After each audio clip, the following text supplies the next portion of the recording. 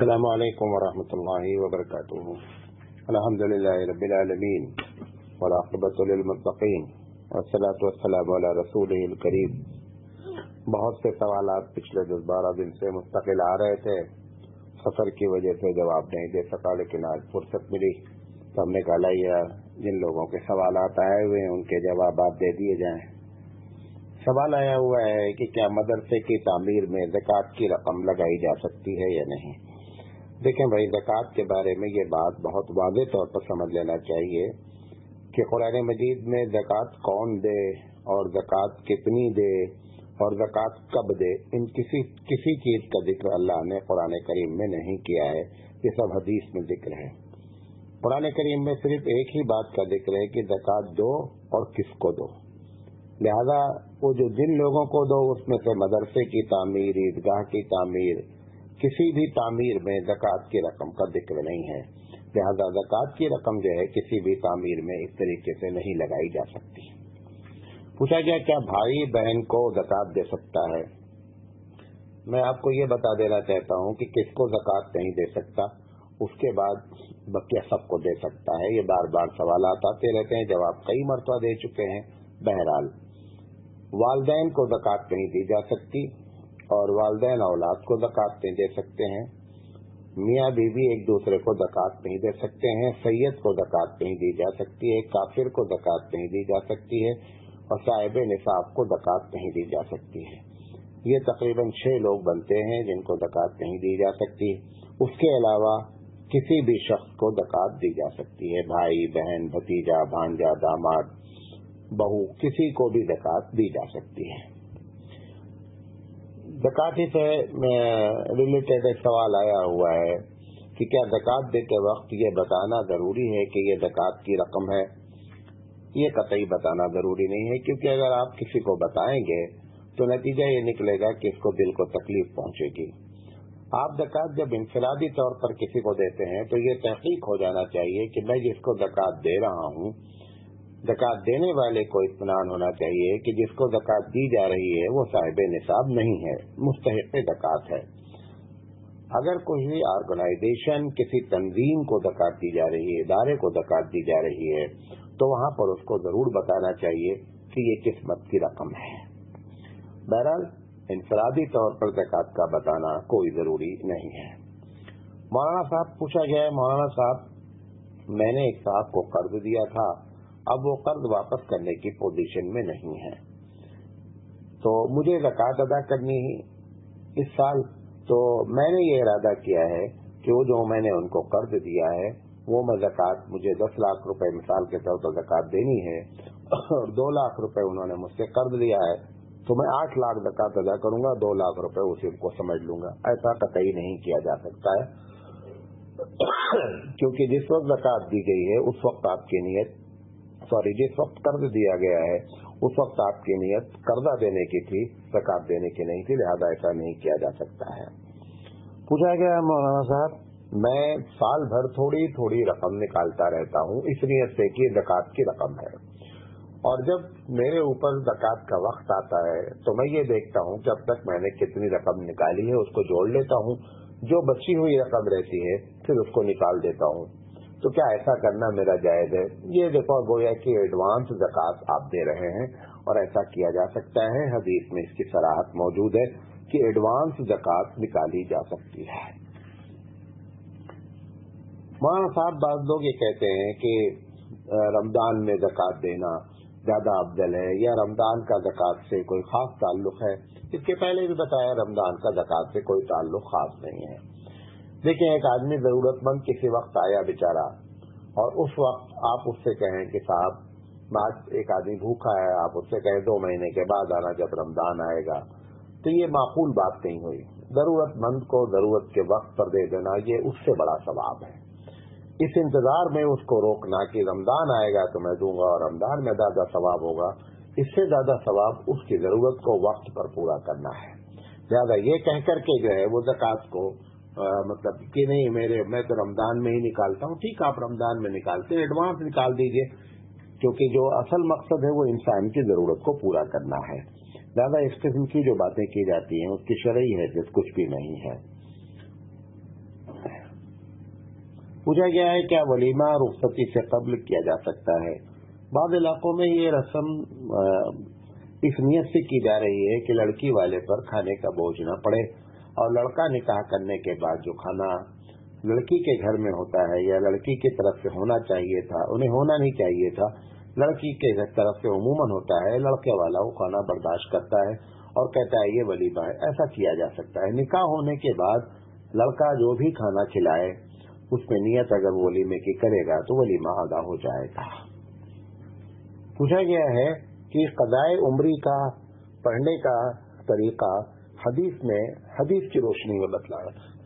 بھائی صحیح بات تو یہ ہے کہ حدیث میں قضائے عمری پڑھنے کا کوئی طریقہ لکھا نہیں ہے۔ یہ قضائے عمری کا جو بھی مسئلہ ہے وہ مسئلہ قیاسی ہے، اجتہادی ہے، لیکن یہ مسئلہ جو ہے وہ حدیث میں ڈائریکٹ ایسا نہیں لکھا ہوا ہے کہ کسی کی نماز اگر چھوٹ جائے تو وہ کس طریقے سے نماز ادا کرے، کیونکہ صحابہ کی زندگی میں یہ بات ناممکنات میں سے تھی کہ کوئی مسلمان نماز چھوڑ سکتا ہے۔ اتنی بڑی تعداد صحابہ کی رہی اور کسی ایک صحابی نے اللہ کے رسول صلی اللہ علیہ وسلم سے کبھی یہ سوال نہیں کیا کہ اللہ کے رسول اگر میں جان بوجھ کر نماز چھوڑ دوں تو کیا کروں۔ ہمارے پاس نماز چھوٹنے کا اسلام میں دو ہی تصور ہے۔ ایک تصور یہ ہے کہ بھول گیا بندہ، اور دوسرا تصور یہ ہے کہ سو گیا۔ بس ان دو کے علاوہ جان بوجھ کر جو نماز چھوڑی جاتی ہے پھر اس کی قضا کی جاتی ہے، یہ کوئی قضا نہیں ہوتی ہے۔ یہ لوگ اپنے آپ کو دھوکہ دے رہے ہیں، کیونکہ آپ نے حدیث پوچھی ہے، حدیث میرے علم میں نہیں ہے، لہٰذا فقہا نے جس طریقے سے قضائے عمری پڑھنے کے لیے کہا ہے ویسے پڑھی جا سکتی ہے، لیکن حدیث موجود نہیں ہے۔ پوچھا گیا ہے مولانا میں سنی مسلک ہوں، اعلیٰ حضرت کو میں امام مانتا ہوں، کیا میں اہل حدیث کے پیچھے نماز پڑھ سکتا ہوں؟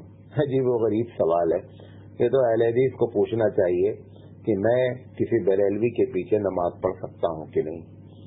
عجیب و غریب الٹا چول کوتوال کو ڈانٹے والی بات ہے کہ جس کا عقیدہ بھی صحیح ہو اس کے بارے میں پوچھا جائے کہ ہم اس کے پیچھے نماز پڑھ سکتے ہیں کہ نہیں، بلکہ ان کو پوچھنا چاہیے تھا کہ میں بریلوی یعنی سنی مسلک جو اپنے آپ کو کہتے ہیں ان کے پیچھے نمازیں پڑھ سکتا ہوں کہ نہیں۔ واللہ عالم۔ عجیب و غریب داستان ہماری اور کہانیاں بنتی جا رہی ہیں۔ پوچھا گیا ہے مولانا صاحب کسی بہن نے سوال کیا ہے کہ جوڑا باندھ کر اگر نماز پڑھے تو نماز ہو جائے گی کہ نہیں۔ جوڑا باندھنا اور جوڑے کی جو ہے وہ قباحت بیان کی گئی حدیث میں، لیکن اگر کسی آدمی نے نماز اس حالت میں پڑھی ہے تو نماز ادا ہو جائے گی۔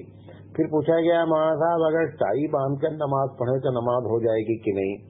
ٹائی باندھ کر کے بھی نماز جو ہے وہ ادا ہو جائے گی۔ پھر پوچھا گیا بغیر ٹوپی کے نماز پڑھے تو ہو جائے گی کہ نہیں۔ ارے بھائی یہ تو نہیں پوچھا آپ نے کہ بغیر داڑھی کے نماز ہو جاتی ہے کہ نہیں۔ داڑھی تو مڑانا حرام ہے نا، بغیر داڑھی کے نماز ہو جاتی ہے۔ کتنے لوگ ہیں ٹوپی اگر نہیں لگائے رہتے ہیں تو وہ مسجد والے اس کے سر پہ لے جا کے ٹوپی ڈال دیتے ہیں، سمجھتے ہیں ٹوپی بہت واجب ہے۔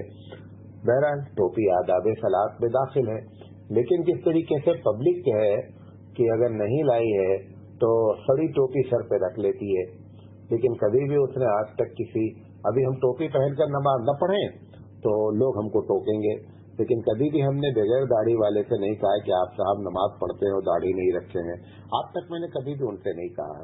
یہ سب ہماری کوتاہیاں ہیں، غلطیاں ہیں، اور غیر اہم کو اہم اور اہم کو غیر اہم بنانے کا ہمارا ایک سلسلہ چالو ہے۔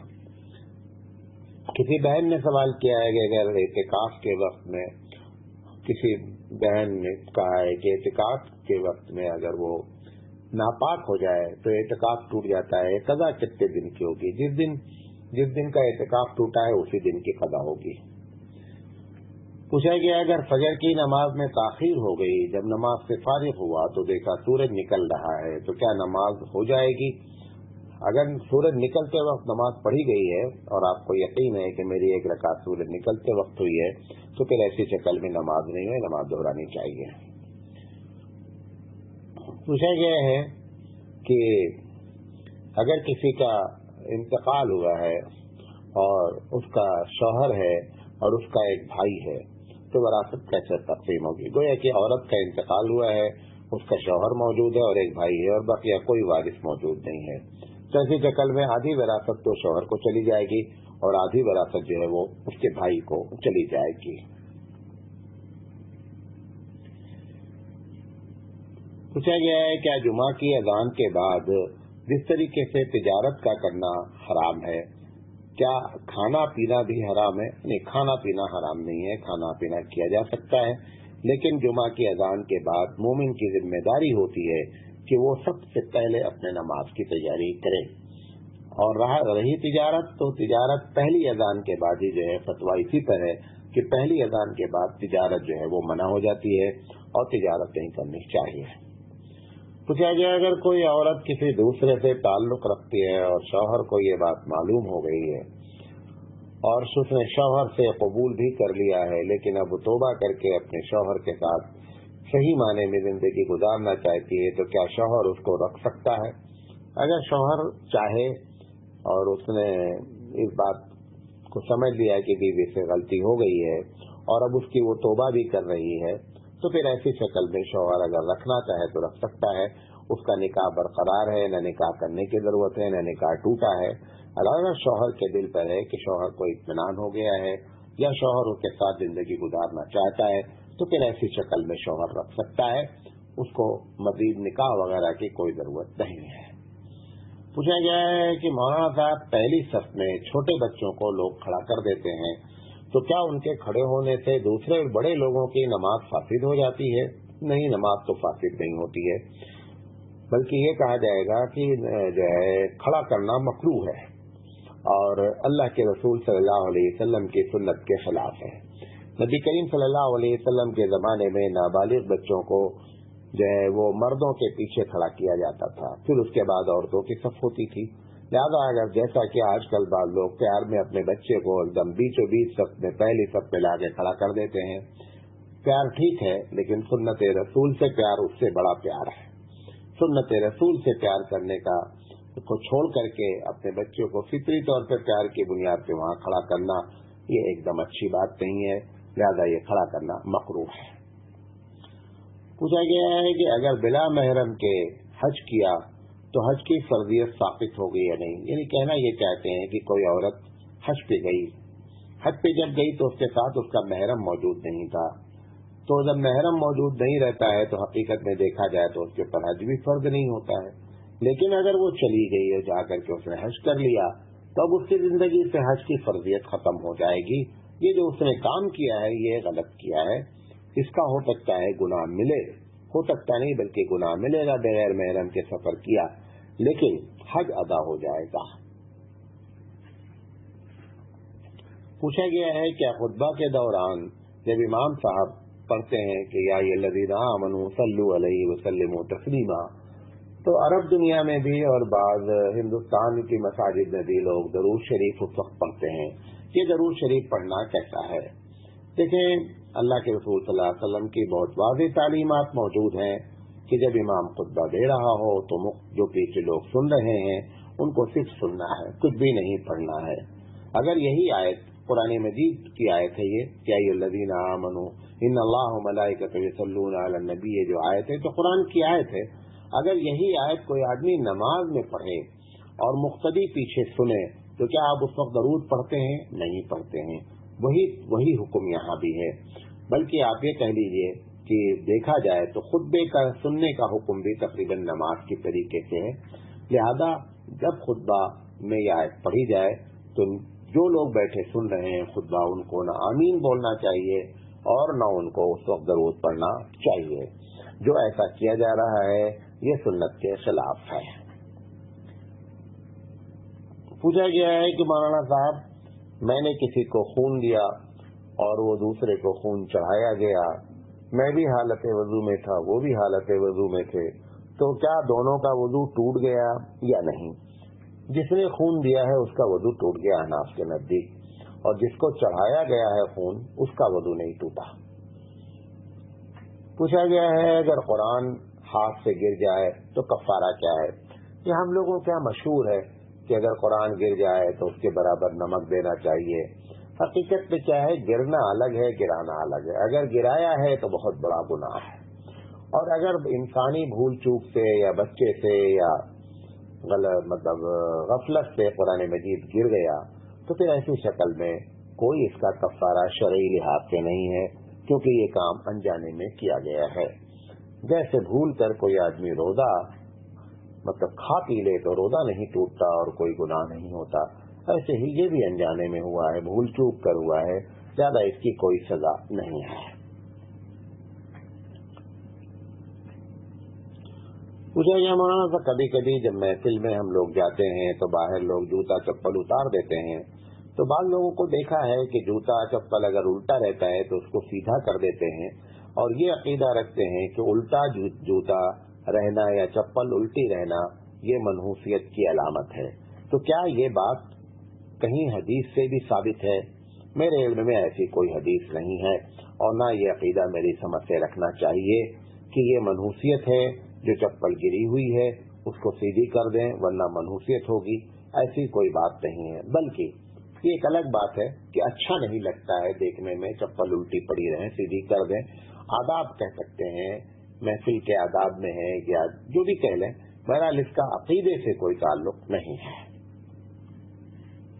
पूछा गया वहाँ साहब, औरतों का जमात में जाना कैसा है, जबकि कुरान मजीद की आयत है कि वक़रन फ़ी बुयूतिकुन्न वला तबर्रजन तबर्रुजल जाहिलिय्यतिल ऊला। तो इस आयत की मिज़दाक़ क्या औरतें नहीं होती हैं जो जमात में जाती हैं? देखें, ये जो आयत आपने पढ़ी है कि वक़रन फ़ी बुयूतिकुन्न, कि औरतों को चाहिए कि वक़रन अपने घरों को लाज़िम पकड़ें और वो बाहर न निकलें। सवाल ये है कि औरतें ऑलरेडी बाहर निकल चुकी हैं, तो जब सारे काम के लिए औरत जा रही है तो अगर जमात के काम में जा रही है और जमात के काम में जाने के तमाम शर्तें भी उन्होंने रखी हैं कि महरम के साथ जाए, बहुत उनकी शराइत है, तो फिर ऐसी कोई वजह नहीं है कि उसके नाजायज का फतवा दिया जाए। ये एक अलग बात है कि हमारे बड़े बाद इदारों ने जो है उसके नाजायज का फतवा दे रखा है, लेकिन बाद दूसरे मुफ्तियों ने उसके बाद इसके जायज का भी फतवा दिया है। लेकिन वो औरत जो बाजार जाती है, वो औरत जो कॉलेज जा रही है, वो औरत जो अकेले सफर कर रही है, अगर उस औरत को शरई हुदूद में रखते हुए जमात में कोई ले जा रहा है तो मेरी समझ से इसके बारे में ऐसा फतवा देना कि ये नाजायज है उसका जाना, ये गलत बात। हाँ, ये अलग बात है कि अगर ये कहा जाए कि औरत का तबलीग करना फर्ज है निकल कर, तो ये बात गलत है। फर्ज जो है औरत के ऊपर तबलीग निकल कर करना नहीं है। हाँ, लेकिन जिस तरीके से जमात वाले ले जाते हैं उसकी इस्लाह की गरज से, जरूरत के वास्ते ऐसा किया जा सकता है। और वक़रना फ़ी बुयूतिकुन्ना की बात जो है ये उसके ऊपर चस्पा नहीं होती है, क्योंकि वक़रना फ़ी बुयूतिकुन्ना में तो आप तो घर से पहले ही निकल रही है। मौलाना इलियास रहमतुल्लाह अलैह ने गालिबन इसका जवाब देते हुए कहा था कि भाई औरत तो घर से निकल चुकी है, हमने थोड़े निकाला है, हमने तो सही जगह पे निकाल दिया है, बस इतना किया है। तो बहरहाल ये जो है इस फतवे पर मतलब औरतों के जमात के बारे में जो है वो तशद्दुद अख्तियार करना कि जाना नाजायज है, मेरी जो है वो छोटी सी राय में एकदम सही नहीं है, ऐसा नहीं होना चाहिए। पूछा गया है कि मौलाना साहब टेलीफोन पर निकाह हो सकता है या नहीं, और अगर हाँ तो इसका तरीका क्या है, तफसील से बयान करें। देखिए इस बात को समझ लें, टेलीफोन पर अगर निकाह कोई करना चाहता है तो बाद लोग क्या समझते हैं कि उधर लड़का होगा इधर लड़की होगी, लड़का बोल देगा हाँ मैंने कबूल किया, इधर से लड़की टेलीफोन पर बोल देगी हाँ मैंने कबूल किया और निकाह हो जाएगा। ये बात सही नहीं है, ऐसे निकाह नहीं हो सकता है। टेलीफोन पर अगर किसी को निकाह करना है तो उसका तरीका ये है कि एक आदमी किसी एक आदमी को, मिसाल के तौर पर एक आदमी सऊदीया में है और लड़की जो है वो हिंदुस्तान में है। सऊदी वाले बंदे ने किसी शख्स को कहा कि मैं आपको वकील बनाता हूं और आप मेरी तरफ से निकाह कबूल कर लें। बस अब उसकी तरफ से ये वकील बन गया। अब ये वकील महफिल में जाता है और दो गवाहों के सामने कहता है कि भाई मैं फलां की तरफ से वकील हूं और मैं अपने मुवक्किल के लिए निकाह कबूल करता हूं, यानी जिसने मुझे वकील बनाया है मैं उसके लिए निकाह कबूल। जिस वक्त ये बात कह रहा है उस वक्त दो गवाह मौजूद हैं और उस पर लड़की राजी है, तो लड़की भी राजी हो गई, दो गवाह भी मौजूद हैं और उसने इसको वकील बनाया है, लिहाजा इस तरीके से निकाह हो सकता है। ये मतलब है टेलीफोन पर निकाह का। لیکن یہ کہ ڈائریکٹ بات ہوتی رہے گی اور دونوں ایک دوسرے کو بول دیں گے ہاں تم ہماری بیوی ہو، ہم تمہارے شوہر ہیں، لہذا نکاح ہو گیا، یہ نکاح اس طریقے سے نہیں، بلکہ اسی طریقے سے ہوگا کہ وکیل بنائے گا اور وکیل جو ہے وہ قبول کر لے گا۔ پوچھا گیا ہے کہ اگر سجدے کی حالت میں، پورے سجدے کی حالت میں پیر دونوں اٹھائے رہ گئے تو پھر ایسی شکل میں سجدہ ہوگا یا نہیں؟ دیکھیں، اگر فتویٰ اس پر یہ ہے کہ اگر سجدے کی حالت میں دونوں پیر اٹھائے رہے اور اتنی دیر اٹھائے رہے کہ کسی تسبیح کو 3 مرتبہ پڑھا جا سکتا ہے تو پھر ایسی شکل میں اس کا سجدہ نہیں ہوا، کیونکہ بخاری شریف کی روایت ہے کہ سجدہ جب بندہ کرتا ہے تو 7 چیزیں زمین پر ٹکی ہونی چاہیے، اس میں سے پیروں کے دونوں حصے ہیں۔ اب یہ پیر اٹھایا رہ گیا تو پھر ایسی شکل میں پورے سجدے میں گویا کہ سجدے کی تعریف ہی نہیں ہو پائی، لہذا اس کا سجدہ نہیں ہوا۔ پوچھا گیا مولانا صاحب بدعت کی جامع تعریف بتائیے، اور بدعت کسے کہتے ہیں، اس طریقے سے بتائیے کہ ہم سمجھ جائیں۔ دیکھیں، آپ کے سمجھنے کے لیے تو ہم نہیں کہہ سکتے، کوشش ہم کریں گے کہ ہم اپنی بات سمجھا لے جائیں۔ دیکھیں، بدعت اگر ہم اپنی زبان میں کہیں تو وہ یہ ہے کہ ثواب سمجھ کر کے شریعت میں کسی کام کو لازم سمجھنا، اس کے لیے وقت کو متعین کر دینا، جگہ کو متعین کر دینا، نمبر عدد کو متعین کر دینا اور حیت کو متعین کر دینا، جو کہ شریعت سے کوئی چیز ثابت نہیں ہے، تو پھر ایسی چیز میں ایسی شکل میں یہ چیز بدعت ہوگی۔ مثال کے طور پر ایک آدمی کہتا ہے کہ ہم اپنے والد کے مردے کے 3 دن پر ایصال ثواب کریں گے، تو 3 دن کی قید لگائی ہے جو کہ شریعت میں نہیں ہے۔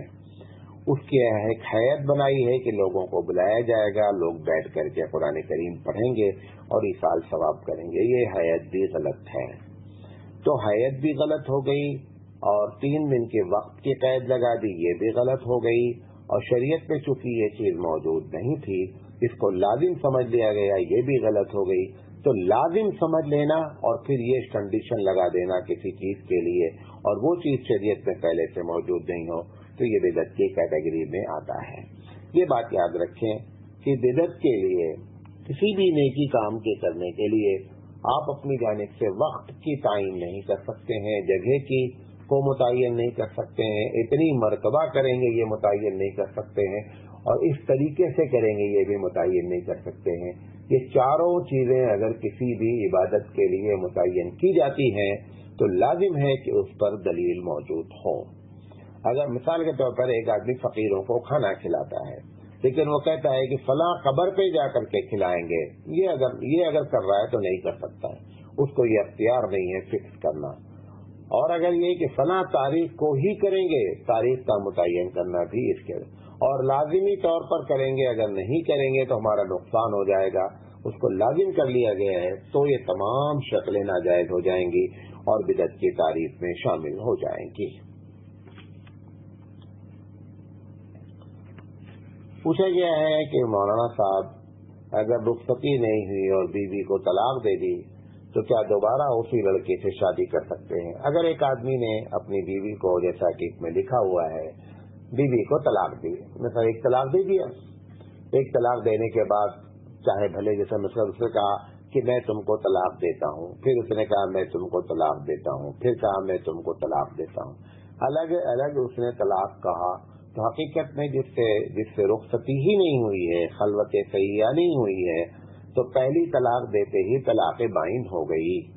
اب طلاق بائن کا مطلب یہ ہوتا ہے کہ اس عورت کو یہ اجازت ہے کہ بغیر عدت گزارے ہوئے بھی وہ کسی دوسرے آدمی سے شادی کر سکتی، کیونکہ اس کی ملاقات اس سے نہیں ہوئی ہے۔ اور اگر یہ پہلے شوہر کی طرف پھر سے شوہر کی طرف پلٹنا چاہے یا شوہر اسی سے پھر شادی کرنا چاہے تو شادی بغیر حلالے کے ہو سکتی ہے۔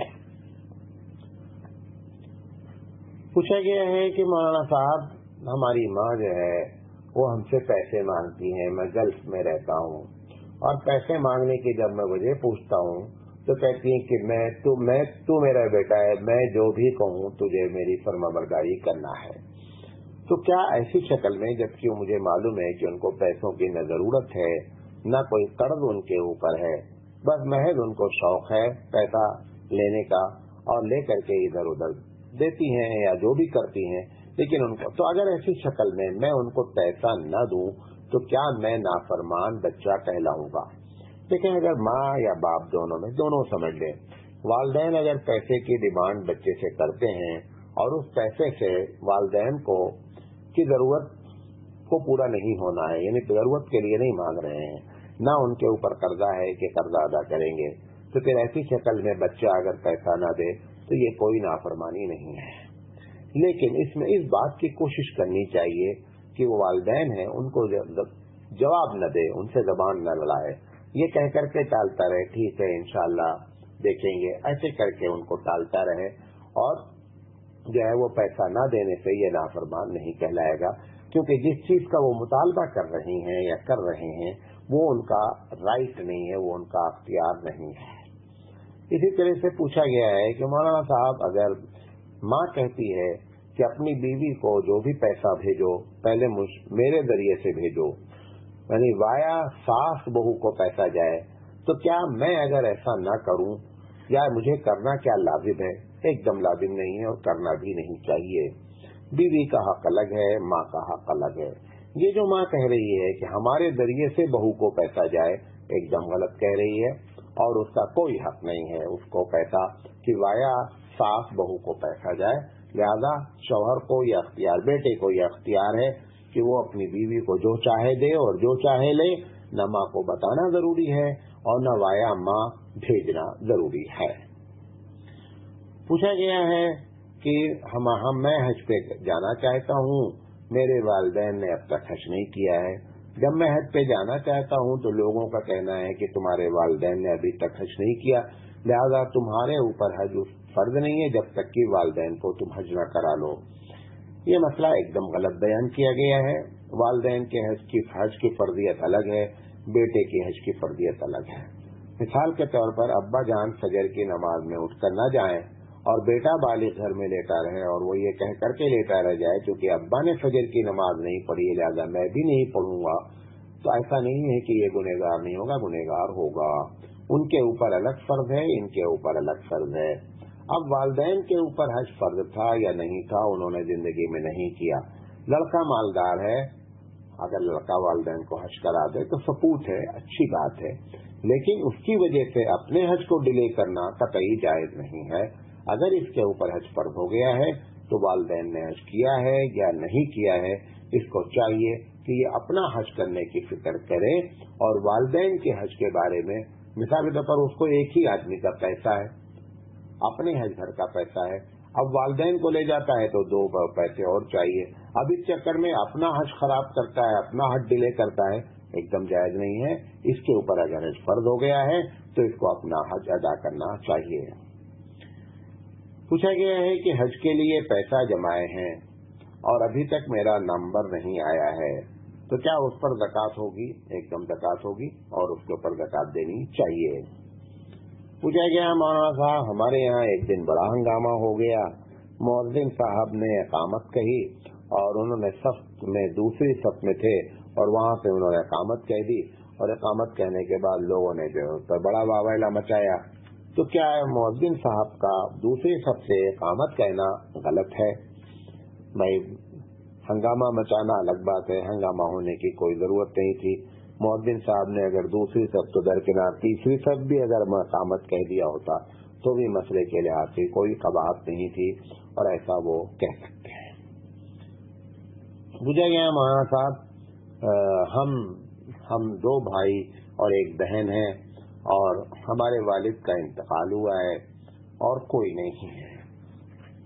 हमने पूरी प्रॉपर्टी जो है दोनों भाइयों ने आधी आधी बांट ली है और बहन को हिस्सा नहीं दिया है, जबकि बहन हिस्सा मांग रही है।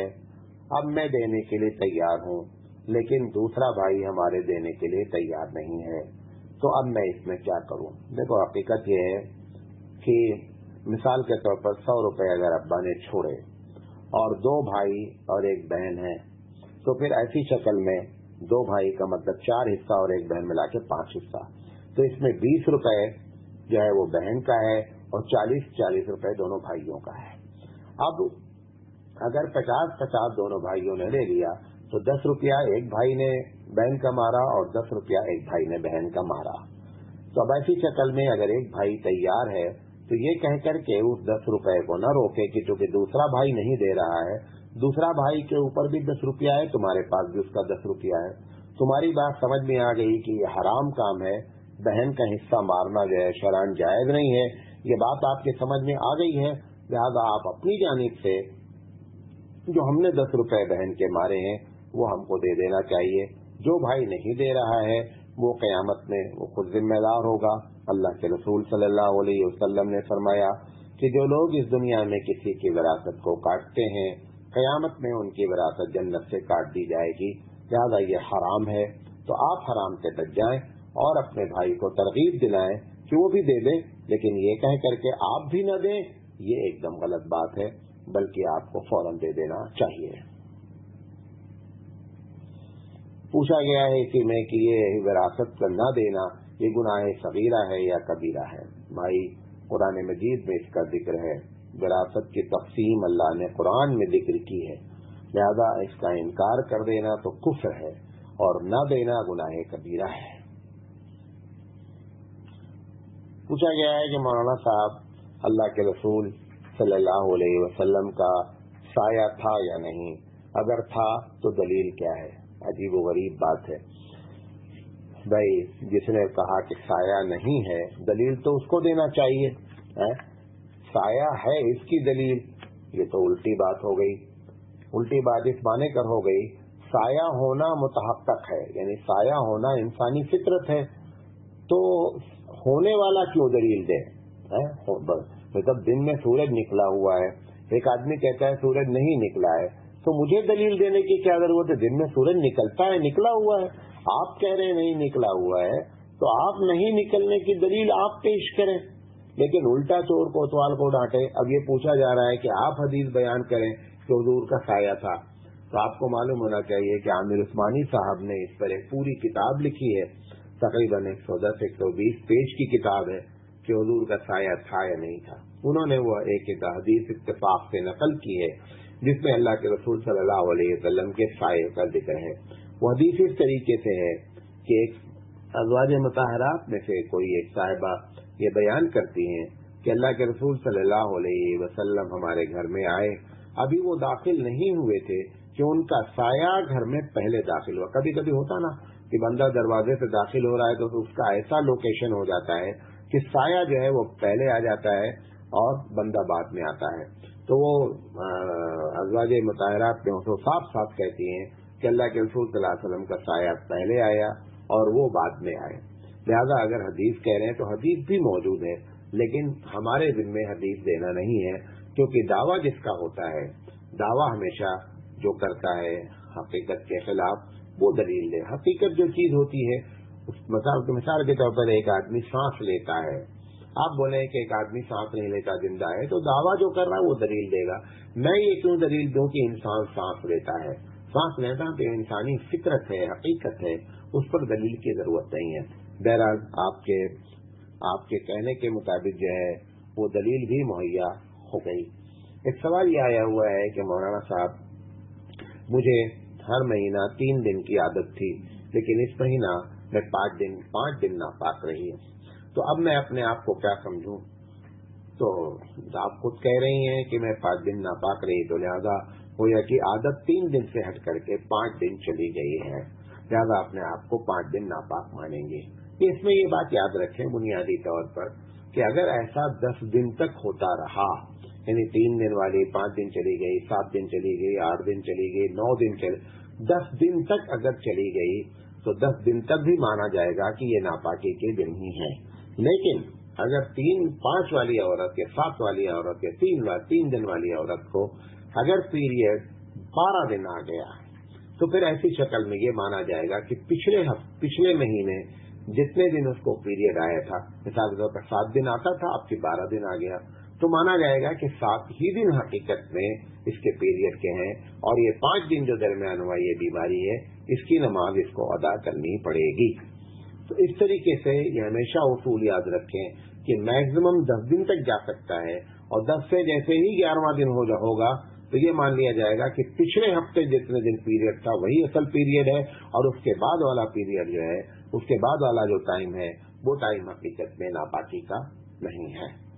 पूछा गया है कि मौलाना साहब, अगर एक आदमी नमाज में आया, शामिल हुआ, और शामिल होने के बाद उसने तीसरी रकात में वित्र पढ़ रहा था, रमजान का महीना है, जमात से, और इमाम साहब रुकू में थे तीसरी रकात के, और ये रुकू में शामिल हो गया।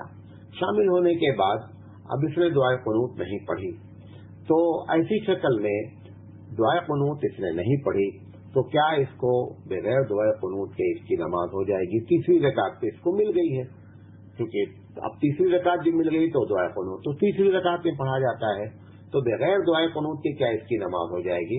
ऐसे शख्स की नमाज जो जमात से पढ़ा है और दुआए कुनूत नहीं मिली, लेकिन रुकू मिलने की वजह से तीसरी रकात मिल गई है, लिहाजा इसकी नमाज हो जाएगी और इसको दुआए कुनूत पढ़ने की जरूरत नहीं है।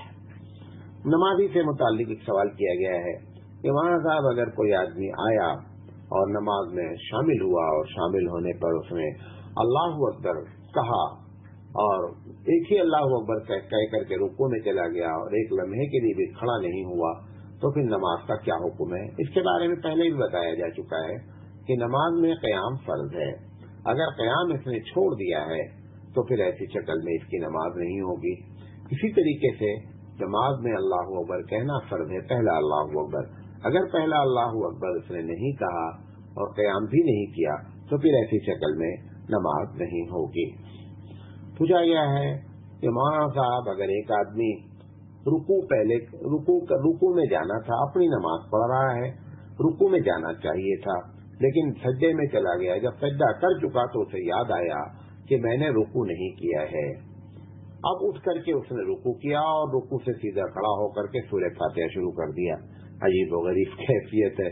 बहरहाल, क्योंकि तरतीब बिगड़ गई है, सज्जा सहू इसके ऊपर लाजिम है, लेकिन नमाज इसकी हो जाएगी।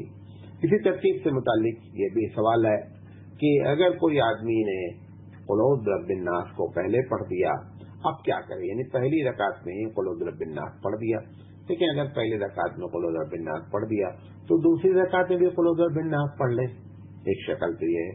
दूसरी शक्ल ये है कि कुल औज़ु बिरब्बिन नास पढ़ने के बाद कोई दूसरी सूरत छोटी पढ़ ले, तो तरतीब जो है वो इंदल अहनाफ वाजिब नहीं है, क्योंकि आज भी कुरान करीम जिस तरतीब से हमारे पास लिखा हुआ है इस तरतीब से नाजिल नहीं हुआ है।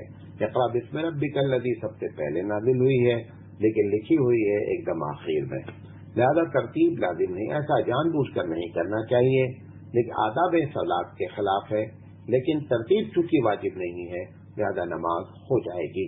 इसी तरह कभी भी, मैं तो आपको एक और बता रहा हूँ कि कभी भी अगर ऐसा हो जाए कि कोई आदमी सूरत आगे पीछे कर दे, यानी पहले वाली बाद में कर दे, बाद वाली पहले कर दे, तो फिर ऐसी शक्ल में सजदा सहू कोई वाजिब नहीं होता है, बल्कि उसकी नमाज जो है वो हो जाती है।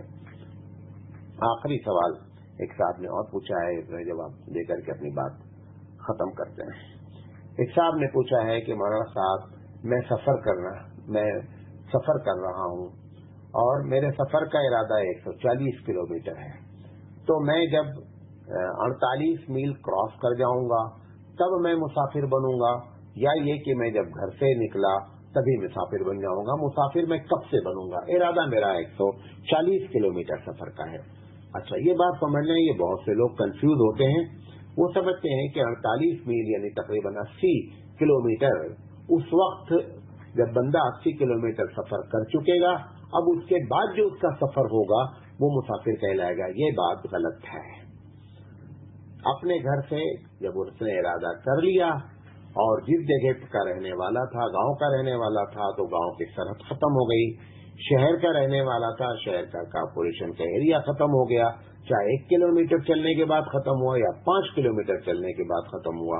जैसे ही उसके गांव की सरहद खत्म हुई, गांव ले लेते हैं तो ज्यादा समझ में आ जाएगा, गांव की सरहद जैसे ही उसकी खत्म हुई, ऐसी शक्ल में उसका इरादा चूंकि 140 किलोमीटर सफर का है, वो मुसाफिर हो गया। ज्यादा ये जरूरी नहीं है कि वो 48 मील तक सफर करे फिर उसके बाद मुसाफिर बने, ऐसा नहीं है।